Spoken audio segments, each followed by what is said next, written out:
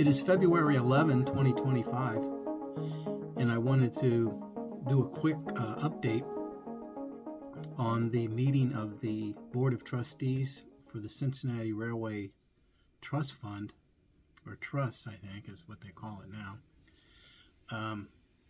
And that was held this afternoon.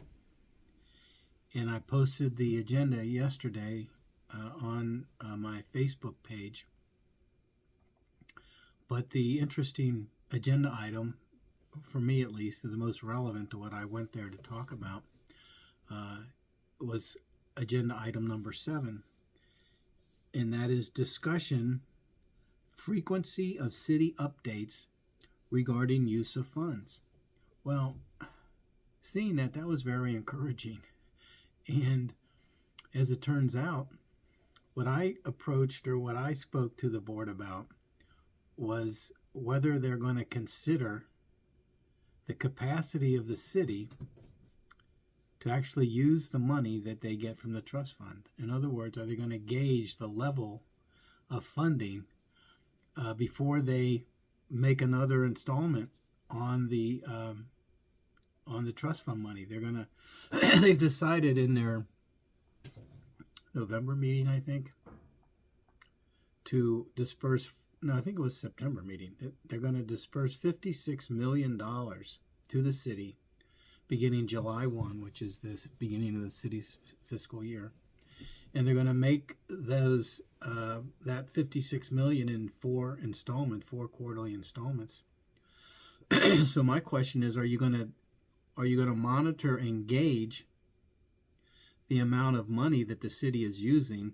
Why give them another tranche of money on October the 1st if they're not really spending the money that was dispersed to them on July the 1st? So part of their, my view is, part of their key performance indicator is, are they using the money in a timely way? And if they're not, then just hold back before you give them more money. I mean, if they can't use the money that they've been given in the first place, why pile more money on?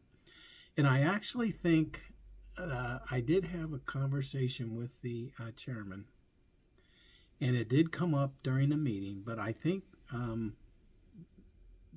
we're not far away from each other in terms of our interest in doing something like that. What they're going to do, one of the other presentations there was they're rebranding and developing a website, et cetera, et cetera. But on the website, they plan to have information about the projects that the city has undertaken that are being financed, or they're getting the funds from the railway trust. And so they plan on listing them, and they're going to list what projects were initiated in the quarter, where those projects stand, things like that, which I think is very, very encouraging, because I'm sure the city has its metrics, or its whatever they call it, the score sheet. I forget what they call it, but anyway, the city said they're going to keep track of things. So having the board do the same thing, actually, I think it might be somewhat different, but there'll be overlaps.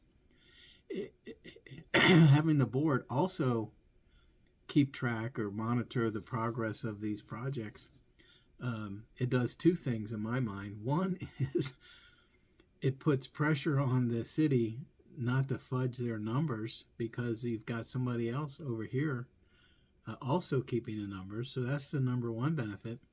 The number two benefit is it makes it abundantly clear that the trust fund, or the board of trustees, they're watching. And so that puts pressure on the city to perform.